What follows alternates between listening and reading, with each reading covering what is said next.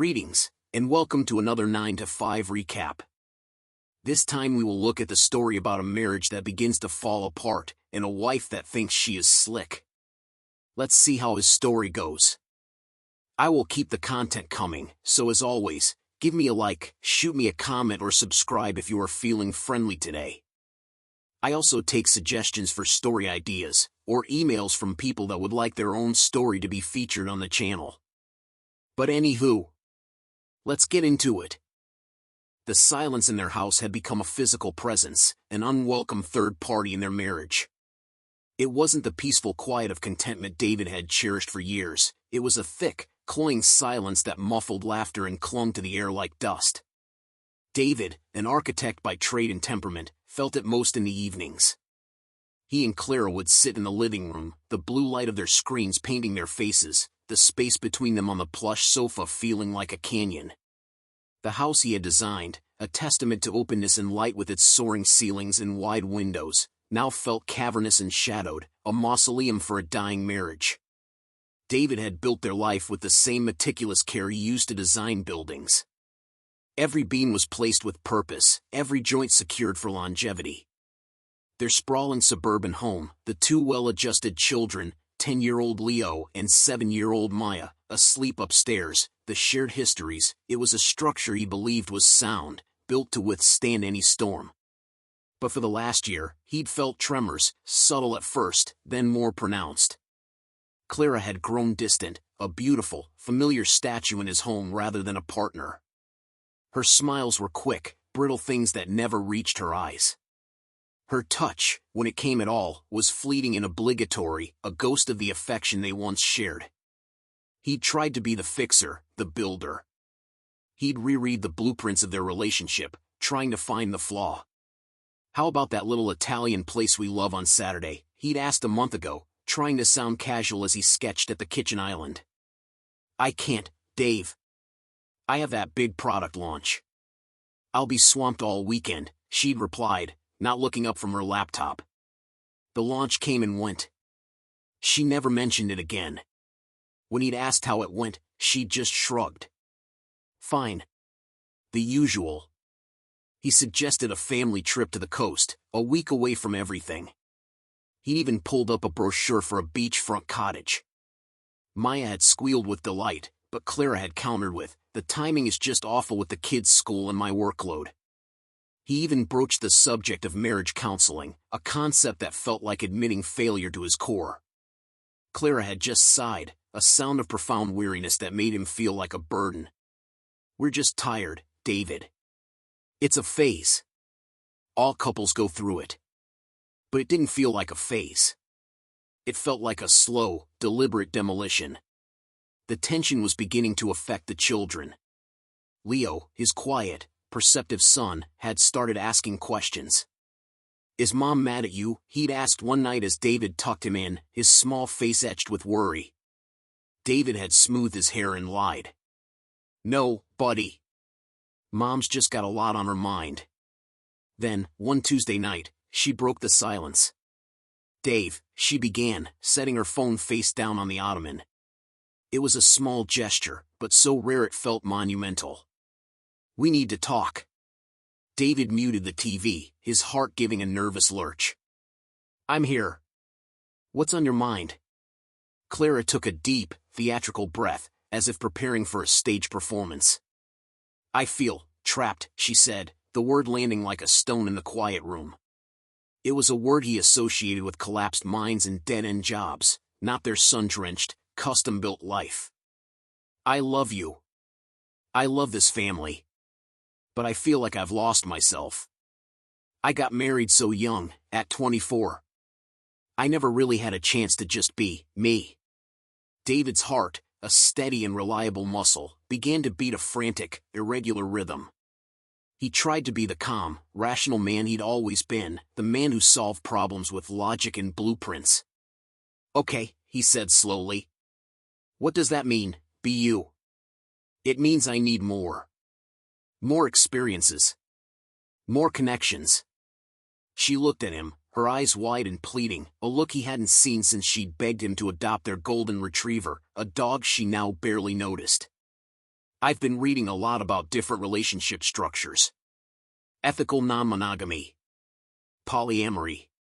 The words sounded alien in their home, like a foreign language he couldn't parse. They were clinical, detached terms for something that felt like a sledgehammer to the chest. "You want to see other people?" he asked, the question tasting like ash. "I want us to have the freedom to see other people," she corrected, her voice gaining a practiced, almost rehearsed confidence that set his teeth on edge. "It could be a way to bring new energy into our marriage. To make us appreciate each other more. We have rules, of course. Full transparency. It would be about exploring, not replacing." David felt a cold dread seep into his bones, chilling him from the inside out. His parents, married for 45 years, had taught him that marriage was a fortress built by two people against the world, not a public park with an open gate policy. Loyalty and sacrifice weren't burdens, they were the load-bearing walls. "Clara. I can't imagine being with anyone else," he stammered, the very idea feeling like a betrayal. "You don't have to," she said quickly, leaning forward, sensing his resistance. "This is more for me, I admit. But it would be a gift you could give me. The gift of freedom. Don't you think our love is strong enough to handle it?" He didn't answer. He just looked at the woman he'd loved since they were idealistic kids in college, the mother of his children, and felt like he was looking at a stranger. He didn't recognize the restless hunger in her eyes. He felt sick. But he was a fixer, a builder. He couldn't just demolish a 15-year marriage on the spot. "I need to think about this," he said, his voice hollow. "I need to really think." The thinking turned into a quiet, all-consuming obsession. For the next 2 weeks, David walked through his life in a daze. He'd look at Clara and wonder. Every action was now suspect. The way she angled her phone away from him, the sudden flurry of late nights with clients that had become more frequent, the new, expensive lingerie he'd found hidden in the back of her drawer that she'd never worn for him. The pieces of a puzzle he never wanted to solve began to click into place. His best friend, Mark, a gruff but loyal contractor who had helped build their house, was less philosophical. They sat in Mark's dusty pickup after a site visit, the smell of sawdust and stale coffee hanging in the air. "She's got a guy already, Dave," he said, his voice blunt. 100%. Women don't go window shopping for a new relationship model unless they've already got someone in the fitting room. The crudeness of the remark stung, but it resonated with a terrible, intuitive truth. It planted a seed of dark curiosity. David had never been a suspicious man. He believed in trust above all else. But the architect in him knew you couldn't ignore foundational cracks. You had to investigate, to see if the structure was salvageable or if it needed to be condemned. The investigation began with a quiet, methodical review of their shared accounts, an act that felt like a violation, a betrayal in itself. He wasn't looking for anything specific, just anomalies. He found one on their credit card statement, a recurring charge, twice a week for the last 4 months, at a pricey cocktail bar downtown called The Alibi. It was always around 2 p.m. on a Tuesday or Thursday. Clara was supposed to be in strategy meetings with her team. His heart pounded as he did a quick search for the bar. It was attached to a chic, minimalist boutique hotel. The dread solidified into a cold, heavy lump in his stomach. The next step felt like crossing a point of no return. He opened the family's shared cloud account on his laptop. Photos from the kids' phones, school documents, vacation backups, it was the digital archive of their life together. He navigated to her phone's automatic backup, his hand trembling slightly. He found what he was looking for in a folder of automatically synced messages from an app he didn't recognize. A thread with a contact named JR. The messages were a gut punch. They went back 6 months. Reading them was like watching a home movie of his own destruction. They were filled with flirtation, inside jokes about her boring husband, and explicit, graphic details of their trysts. There were photos. Photos of them at the Alibi, clinking glasses, Clara's face alight with a joy he hadn't seen directed at him in years. A photo of Clara wearing the new, black lace lingerie, posing seductively in a hotel room that was definitely not theirs. The final, damning piece was a message from JR sent just the day before Claire's proposal. Just tell him you want an open relationship. He seems like the type to go for it, and then we don't have to hide anymore. It'll be perfect. David felt the floor drop out from under him. The air left his lungs in a ragged gasp. It wasn't a crack in the foundation, the entire structure was a lie, a facade built on his trust while she was building something else entirely with another man. The hurt was immense, a physical pain that radiated from his chest. But beneath the hurt, something else began to form. Something cold, hard, and precise. The fixer was gone. The builder was gone. The architect remained, but he was no longer interested in creating. He was going to design her ruin. He didn't confront her. He didn't scream or cry.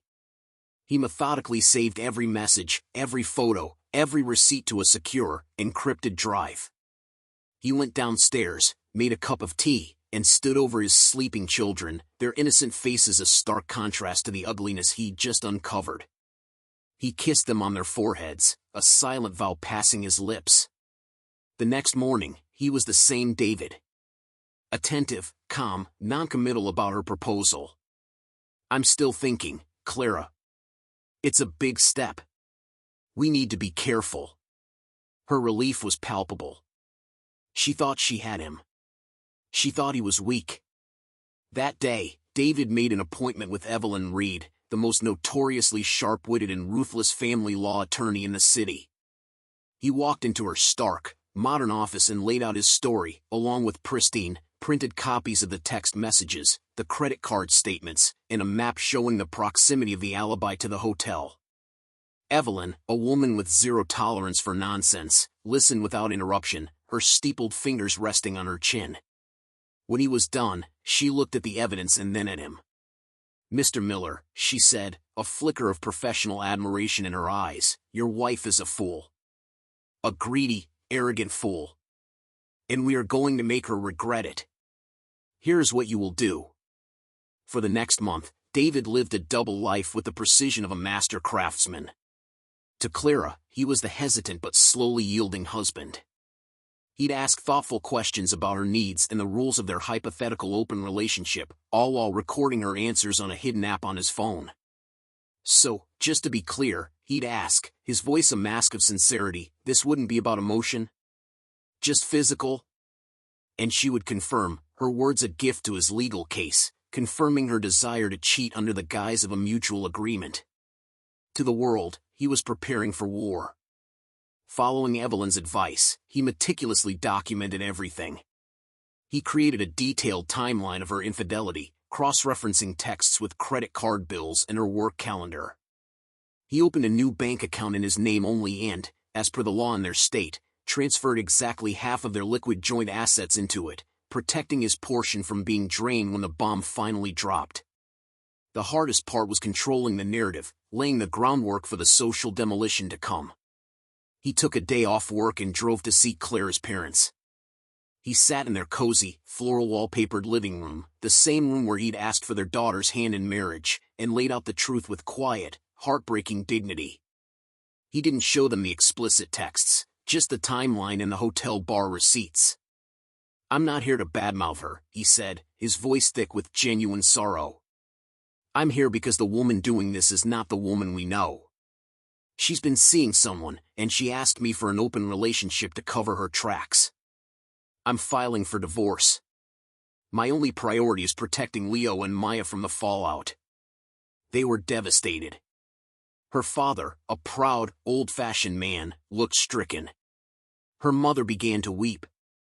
They saw not an angry, vengeful man, but a heartbroken father trying to hold his world together. They saw his humility and his pain. Their loyalty shifted, decisively. He did the same with their closest mutual friends, including Clara's best friend, Sarah. He met her for coffee, his eyes red-rimmed and weary. He told a similar, controlled story. I just found out, he lied seamlessly. She's been seeing someone. She asked for an open relationship to cover for it. I'm broken, Sarah. I just need to make sure the kids are okay. Sarah, who had listened to Clara complain about David for months, saw the situation in a new, horrifying light. By the time the trap was set, Clara was walking around in a blissful state of anticipation. She believed she was days away from convincing her stable, predictable husband to let her have her cake and eat it too. The end came on a Thursday. The kids were at his parents' house for the night, a prearranged grandparents' night.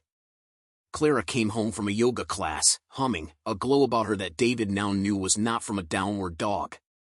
He was sitting at the dining room table. In front of him was a single, thick file folder. "What's that?" she asked, dropping her keys in the bowl by the door. "I've made a decision about your proposal," he said, his voice flat, devoid of all warmth. She brightened, a genuine, predatory smile spreading across her face. "And?" He pushed the folder across the polished wood surface. She opened it. The first page was a petition for divorce. The second was a motion for primary physical custody of the children, citing moral turpitude and emotional endangerment. The third was a printout of her texts with Jr. Clara's face went from confusion to disbelief to pure, unadulterated panic. Her skin turned ashen. "David, what is this? We were talking about this. You were considering it." "No," he said, the coldness in his voice finally unleashed, each word a perfectly placed charge of dynamite. "You were talking. I was listening. You weren't trying to save our marriage. You were trying to get a hall pass for an affair you've been having for 6 months. With Jr. At the Alibi. In the hotel upstairs. On Tuesdays and Thursdays. While you were supposed to be at work." Every detail was a hammer blow. She started to cry, to deny, to backtrack. "It wasn't like that. I was confused. I love you. We can fix this." "Save it," he said, standing up, the architect looking down at his condemned creation. "You'll be served officially tomorrow. I suggest you find a lawyer. You also might want to find a new place to live. I've already spoken to your parents. And to Sarah. They know. I'll be staying here, in the family home, with my children." The aftermath was a swift, brutal demolition, executed with architectural precision. Her frantic calls to her parents were met with shame and disappointment. "How could you do that to him, Clara? To your children?" her mother wept. "Your father can't even look at you." Her call to Sarah was met with a frosty wall. "He told me, Clara. He showed me enough. I can't believe you lied to all of us. Don't call me again." Her lawyer, an aggressive but outmatched man, blustered and threatened, but Evelyn Reed calmly presented an avalanche of evidence in mediation: the texts, the audio recordings of Clara detailing her deceitful plans, the financial statements, and sworn affidavits from her own parents attesting to David's character and her instability. In the end, Clara was left with nothing but the clothes she packed in 2 suitcases. The court granted David primary custody. With her documented infidelity and his evidence that the open relationship was a premeditated lie, her claim for significant alimony was denied. She was forced to sell her car to afford the deposit on a small, grim apartment across town, overlooking a parking lot. Jr., seeing the drama, the legal fees, and the sudden, drastic downgrade in her lifestyle, vanished from her life as quickly as he'd appeared, blocking her number. 6 months later, David was sitting on his back porch, watching Leo and Maya chase fireflies in the yard. The silence in the house was different now. It was clean. It was peaceful. The structure of his old life was gone, reduced to rubble by her betrayal. But he was an architect. He knew how to build again, this time on a foundation of truth, with the 2 people who mattered most. He occasionally heard things about Clara through the grapevine. She was working 2 jobs, a barista in the morning, a waitress at night, perpetually exhausted, struggling to make rent. She had lost the respect of her family and the support of her friends. She had gotten the freedom she claimed she wanted. But it was the freedom of a ghost, haunting the ruins of a life she herself had dynamited, left with nothing but the empty echo of her own lies. Well, that was a good story. Do you think David handled this in the best way? Do you think his wife deserved another chance? Let me know. Remember, I am up for stories and suggestions. Shoot me an email or mention it in the comments and I may put it on the channel. Until the next time, have a great day, everyone.